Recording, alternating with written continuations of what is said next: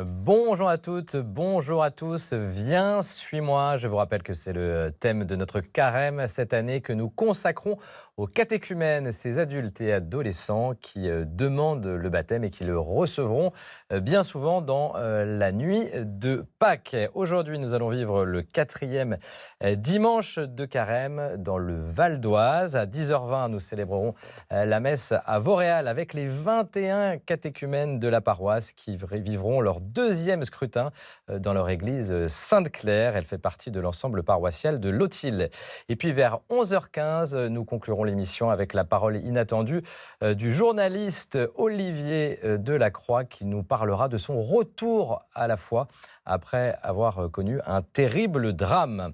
En attendant, je vous propose de rencontrer une paroissienne de Vauréal qui recevra donc le baptême dans quelques semaines à Pâques. Marie-France Vautier, bonjour. Bonjour. C'est un plaisir de vous recevoir sur le plateau du Jour du Seigneur. Vous allez fêter vos 45 ans bientôt, en avril, juste après votre baptême. Vous êtes directrice du réseau Entreprendre Val d'Oise, association qui accompagne des entrepreneurs. Vous vivez à Jouy-le-Moutier, qui fait partie de l'ensemble paroissial de Lothil, dont je parlais, où nous vivrons la messe tout à l'heure. Et vous avez 4 enfants, c'est important à dire, car parmi ces enfants, une fille, Abigail, qu'on va voir tout de suite en photo, on va voir son visage, parce qu'elle aussi va recevoir le baptême cette année. Et je voulais qu'on commence avec son visage, car elle a une place essentielle dans votre parcours de foi. Elle a déclenché quelque chose, Abigail. Qu'est-ce qu'elle a déclenché chez vous ? Elle a déclenché en fait mon envie qui était déjà présente de demander le baptême, mais que j'avais repoussé depuis très longtemps, depuis de nombreuses années. Et il y a un peu plus d'1 an, quand elle m'a annoncé qu'elle souhaitait, elle, faire le chemin, je me suis dit, c'est un signe, c'était limite comme un signe de se dire, si je dois le faire, c'est maintenant. Et avec elle, si elle acceptait que je fasse le parcours avec elle, et elle a accepté grandement. Parce que vous aviez la foi depuis Oui. longtemps, en fait, on va en parler pendant l'émission. Tout à fait. Mais on peut dire qu'elle vous a aidé à affirmer votre foi ? Carrément. De suivre, en tout cas de m'intéresser au parcours, au process, au chemin, et puis d'avoir envie effectivement de le concrétiser. Et on en discutera, mais effectivement d'échanger avec les personnes, avec les paroissiens. Merci Abigail, qu'on salue chaleureusement ce matin.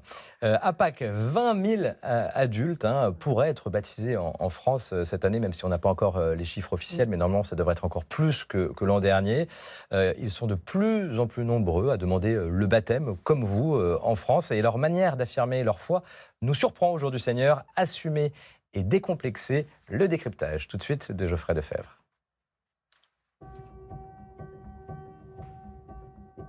Mélina et Marie-Valentine, vous avez demandé le baptême. Encore cette année, ils seront plus de 10 000 adultes à être baptisés à Pâques. Mais au-delà des chiffres, c'est leur manière de croire qui interpelle. Ces catéchumènes assument leur foi, la formulent et en témoignent publiquement, bien plus que des générations élevées dans un catholicisme majoritaire. À l'échelle minoritaire, dans une société sécularisée où plus personne ne sait vraiment ce que c'est qu'être un catholique, dire sa foi, c'est au contraire assumer la pluralité de la société telle qu'elle est. Ce n'est pas d'abord l'institution qui attire.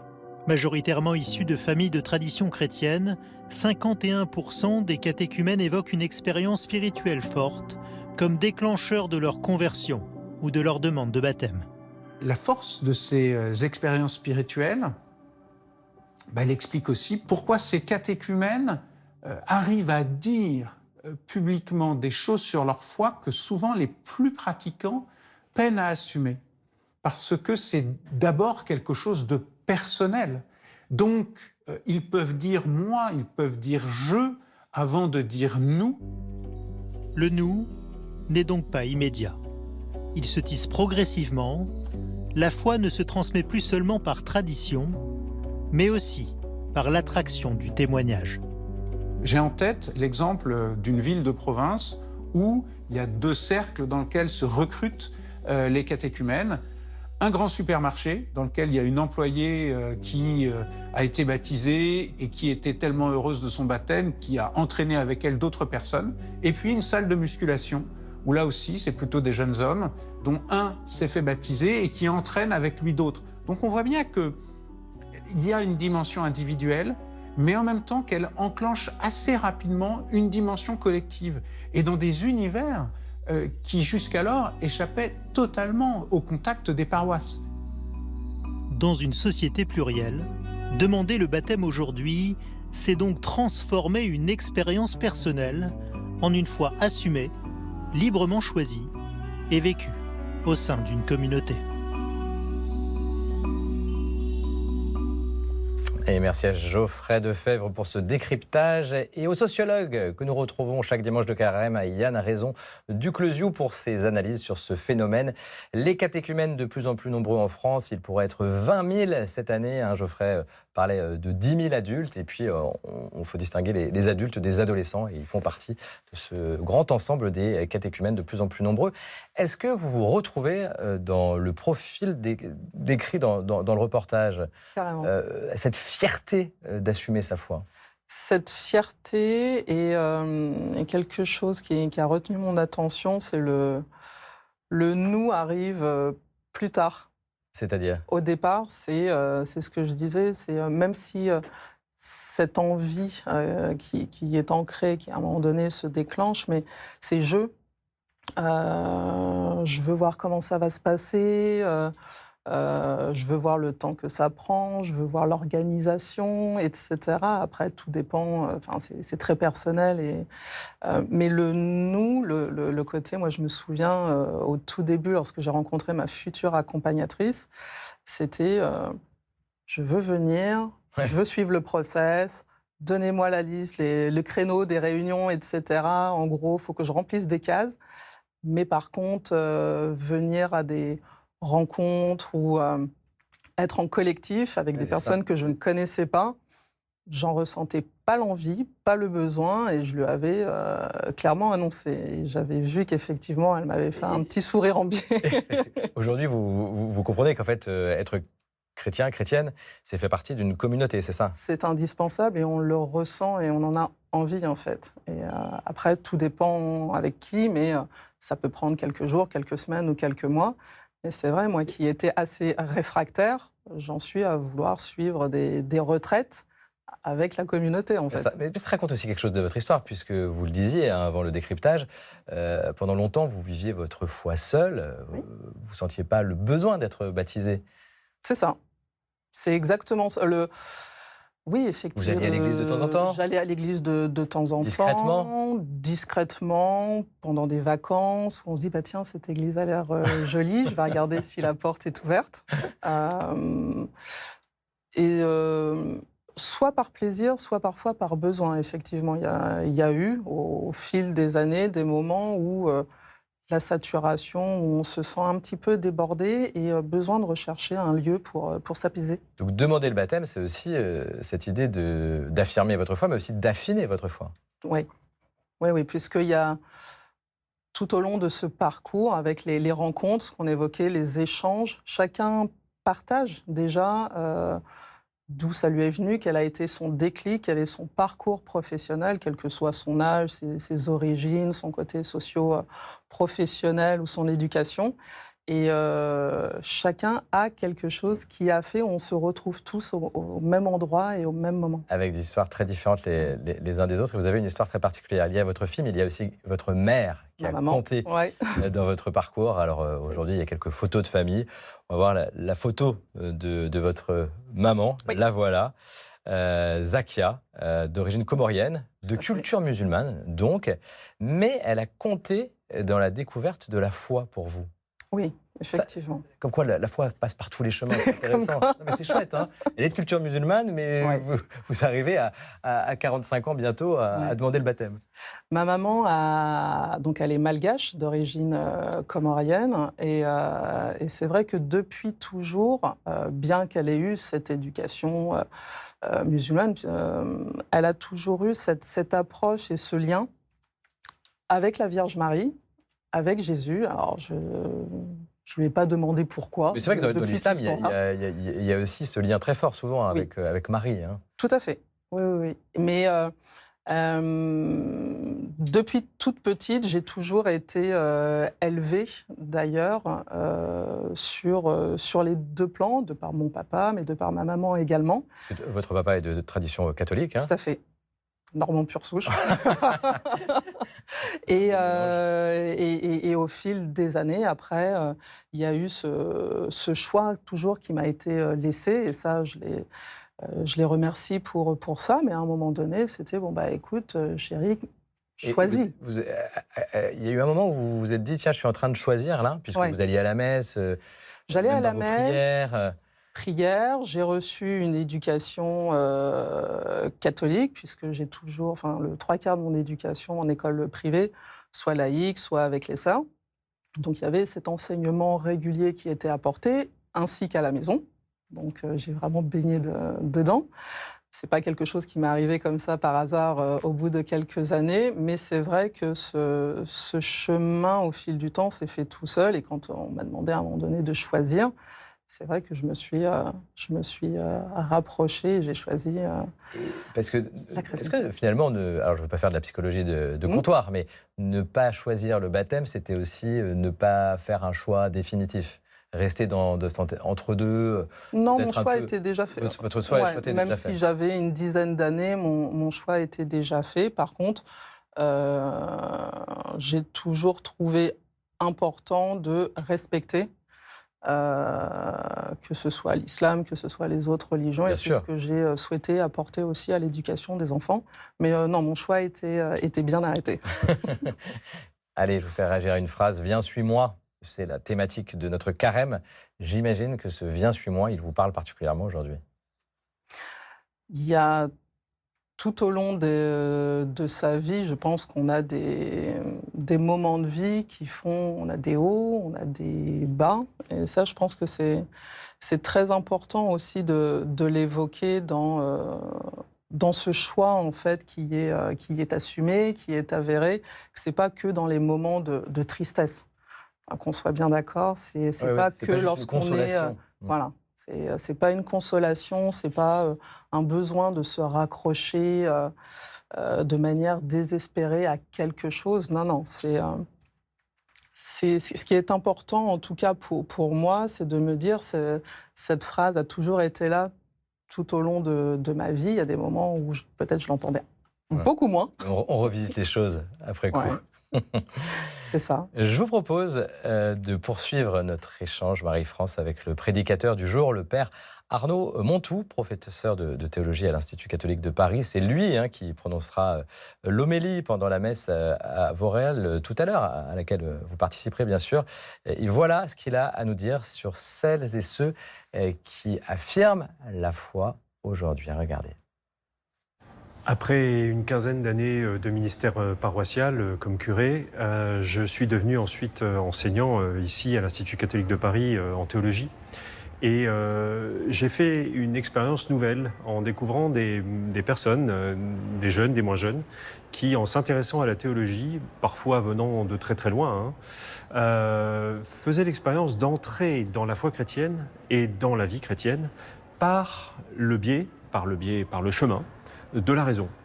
Et ça a été vraiment une expérience assez frappante pour moi. Souvent, on y venait par l'expérience d'abord, et puis ensuite on essayait de construire raisonnablement cette foi qu'on découvrait. Et là, c'était le chemin inverse. C'était par la raison et par la réflexion que ces personnes entrent dans la foi chrétienne. Et un certain nombre d'entre eux demandent les sacrements. Et c'est à mon avis, une assurance pour moi que l'Église doit être véritablement présente dans ces lieux où on pense avec ceux qui pensent, qui réfléchissent et qui cherchent la vérité. Merci Arnaud pour ce témoignage du cœur, car ce qui se passe dans le cœur passe aussi parfois par la raison, Père Arnaud, qu'on retrouvera tout à l'heure pendant la messe. Est-ce que vous aussi, ce travail sur la raison dans la foi a été quelque chose d'important ? Là, ça a été très important, puisque pendant toutes ces années, j'avais des questions. J'avais des Plein de questions, questions, plein de questions, effectivement. Comme quoi? En étant enfant après en étant adulte, mais il y avait beaucoup de sujets où quand je posais des questions, à un certain moment, on me répondait régulièrement « c'est pas à l'ordre du jour » ou « on verra ça plus tard ». Donc Vous avez un souvenir d'une question, par exemple, qui a pu vous tarauder comme ça pendant longtemps? Oui, enfin, je sais que quand j'étais petite, je pouvais demander, mais c'est pourquoi les textes, pourquoi les écrits et les traces qu'on en a, c'est que des hommes, effectivement. On n'a pas de C'est une témoins bonne question. femmes. Bah oui. Et puis, d'autres sujets, pourquoi, effectivement...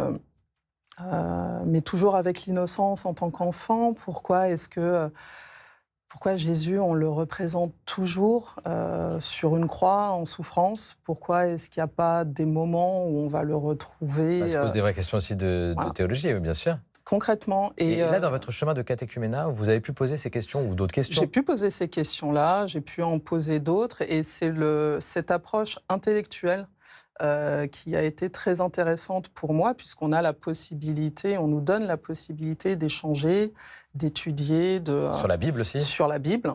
Et on est sur de l'étude de textes.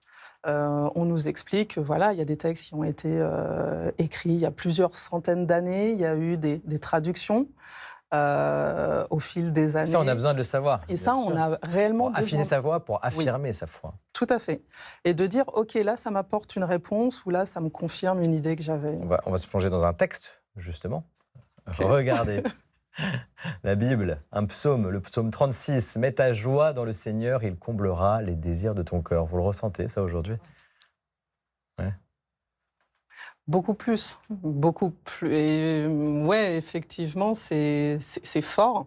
C'est très fort parce que on court. Enfin, j'ai l'impression que dans notre quotidien, dans nos vies de tous les jours, on court après des choses. On court après des envies, déjà. Des besoins. Le temps, c'est un sacré sujet pour moi. Et au final, on se rend compte que tout est déjà là. Et qu'il suffit à un moment donné juste de prêter un peu attention ou de calmer un peu ce brouhaha ambiant, toutes ces nuisances un peu parasites, en se disant il suffit d'écouter et il y a déjà quelque chose de là, de présent. C'est fort, ça, c'est un très bon conseil, je pense. Ouais. Enfin, moi, ça me parle. Je pense que ça parlera aux téléspectatrices et téléspectateurs. Votre montre, d'ailleurs, vous m'avez dit en préparant cette émission que c'était un objet important. Pourquoi? Vous montrez votre montre, allez. La montre.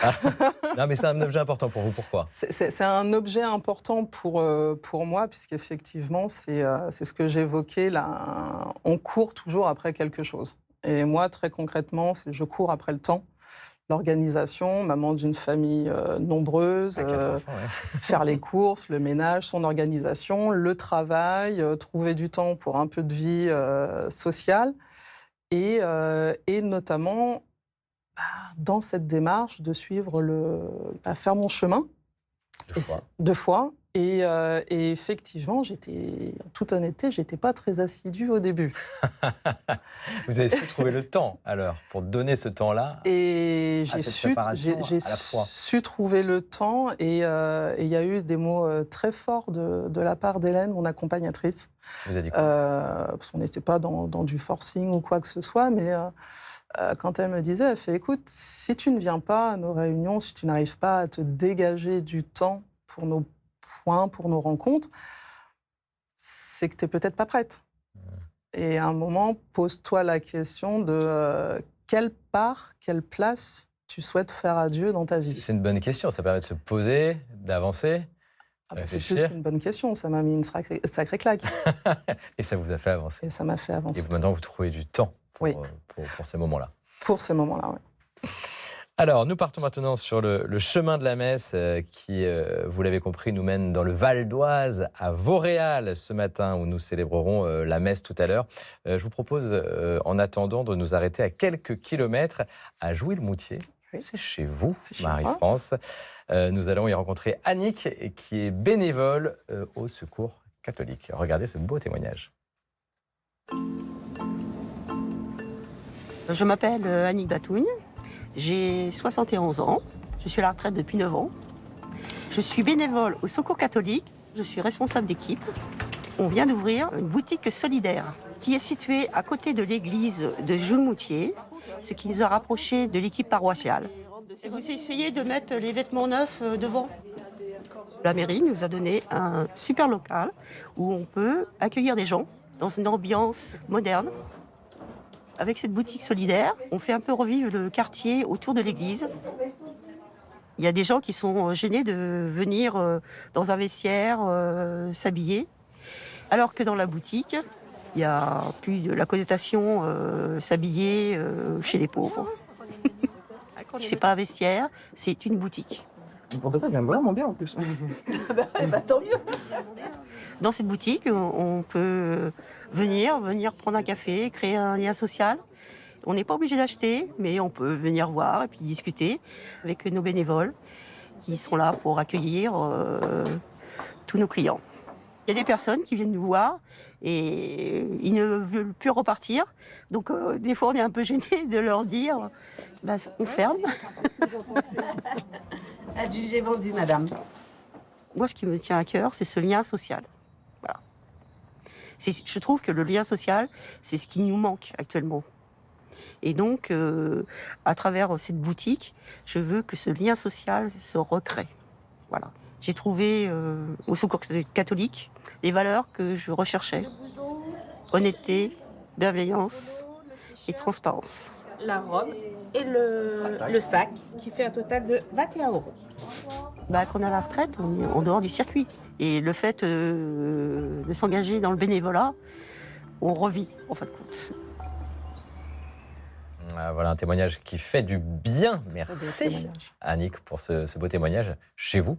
Oui. Comment vous réagissez à ce que dit Annick?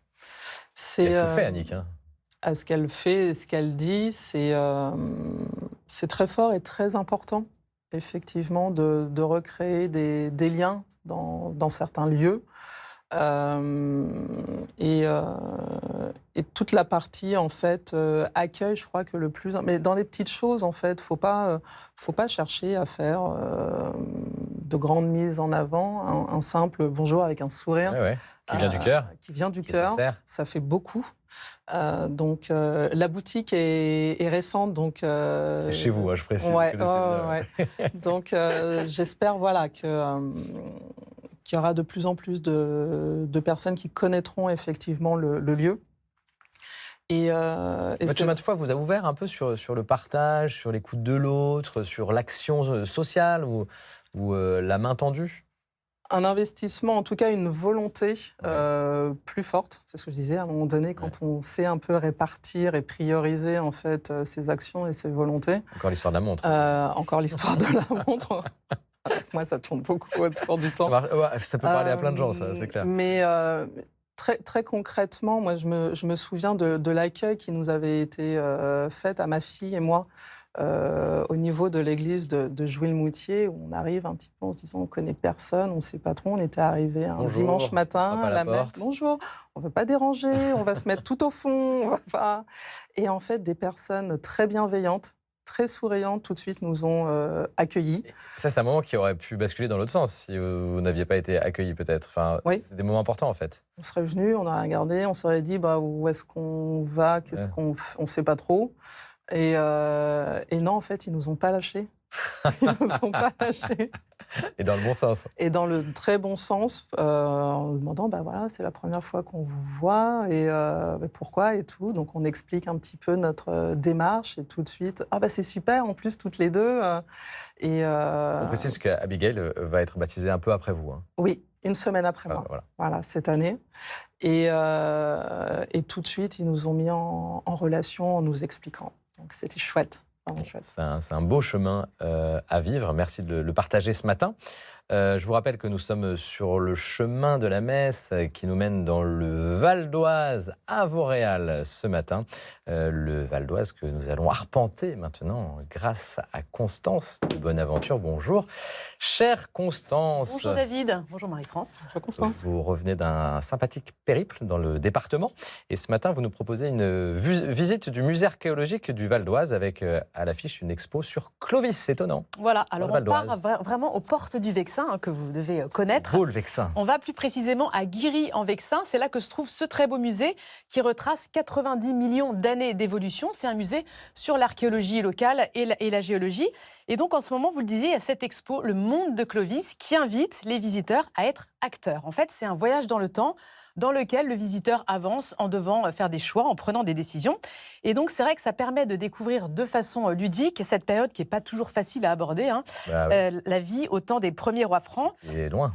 Exactement. Et donc, on a tout un tas d'objets aussi autour de cette exposition qui sont présentés, des costumes, des armes, des pierres qui illustrent le quotidien des Mérovingiens. On a aussi, bien sûr, comme son nom l'indique, toutes les grandes étapes de la vie de Clovis, dont bien sûr l'un des épisodes les plus connus, son baptême, qui a été célébré par l'évêque de Reims. Et l'exposition nous rappelle aussi, ce que j'ai découvert, que le Val d'Oise fait partie du monde de Clovis, puisqu'on a découvert là-bas, dans le Val d'Oise, les traces d'une présence mérovingienne et même des premières fondations religieuses. Donc c'est vraiment... stupéfiant, ouais. Voilà, c'est assez intéressant de découvrir tout ça. C'est une expo tout public et qui a lieu jusqu'au 1er novembre prochain. Vous y êtes déjà allé avec vos enfants? Bon, ils sont grands, mais peut-être Ils que sont grands. Non, je ne connaissais pas du tout le musée. vous avez une découverte à faire. C'est une découverte et on a encore le temps d'y aller. Donc ça va. Quelques mois. Place au patrimoine religieux maintenant du Val d'Oise. Constance, vous avez découvert quelques petites pépites, Ah oui, tout à des fait. joyaux autour de Vauréal. Exactement. Alors, on va retourner à Jouy-le-Moutier, qu'on a découvert dans le reportage tout à l'heure. C'est une église que je pense que vous aimez. La Nativité de la Sainte Vierge, c'est un magnifique mélange. Vous voyez ce clocher roman, là, c'est un très beau mélange de roman et de gothique. Sa partie la plus ancienne, c'est le clocher qu'on vient de voir, qui est du 12e. L'intérieur, vous voyez, est magnifique. Et il y a cette statue qui est assez incroyable parce que c'est assez rare de voir la Vierge qui allait Jésus comme ça. C'est une statue du XIVe siècle. Et donc, c'est vraiment une église très, très belle avec cette nef voûtée assez étroite qui donne un côté assez sobre à l'édifice. Et c'est là que vous avez vécu ce moment important. C'est le début d'un chemin pour vous. Ça a commencé là. Les origines. Direction Vauréal maintenant, Constance, à quelques kilomètres, enfin c'est vraiment juste à côté, où on célébrera la messe tout à l'heure. Voilà, alors là on va d'abord aller dans l'ancien Vauréal, c'est un quartier qui longe l'Oise. Vous verrez après, on va découvrir le nouveau Vauréal. Mais là, Notre-Dame de l'Assomption, c'est vraiment une église assez typique de campagne, je dirais, qui date du XVIe siècle, qui a été construite juste après la guerre de 100 ans. Et elle est vraiment le témoin de ce que Vauréal était juste avant la construction de la ville nouvelle dans laquelle on va aller pour la messe. Ouais, et la ville nouvelle de Vauréal, ça ressemble à quoi? Alors vous allez voir, on va aller à voir Sainte-Claire de Vauréal. Alors imaginez-vous qu'on est à quelques mètres à peine de l'église qu'on vient de voir. C'est très étonnant. Voilà, le deux salles, deux contraste ambiances. est vraiment très frappant. L'église a été construite en 95, donc vraiment autre architecture que la précédente. C'est très moderne et c'est une église qui a été construite pour accueillir évidemment tous ces nouveaux habitants qui sont arrivés dans les années 90. Et puis c'est la magie de la télévision. Vous allez vivre le deuxième scrutin dans l'église. Tout à fait. Ouais. C'est un peu votre église aussi. Maintenant, c'est un moment important ce deuxième scrutin pour vous? Tout le parcours. Tout le parcours. Mais c'est vrai c'est un moment solennel à ce moment-là. Au fil des semaines, on sent effectivement une envie d'aller encore plus vite et en même temps un peu de stress créé. Mais c'est un mélange vraiment... Avec une intensité quand ça se rapproche. Ouais. Puis vous êtes au centre de l'attention aussi.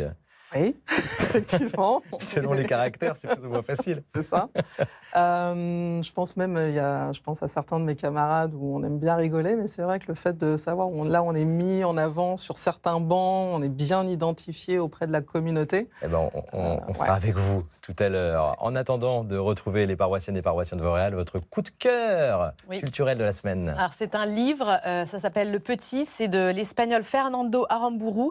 C'est vraiment un roman bouleversant qui s'inspire d'un drame réel. En 1980, dans une petite ville du Pays Basque espagnol, il y a une explosion d'une chaudière dans une école qui a coûté la vie à plusieurs enfants, plusieurs écoliers.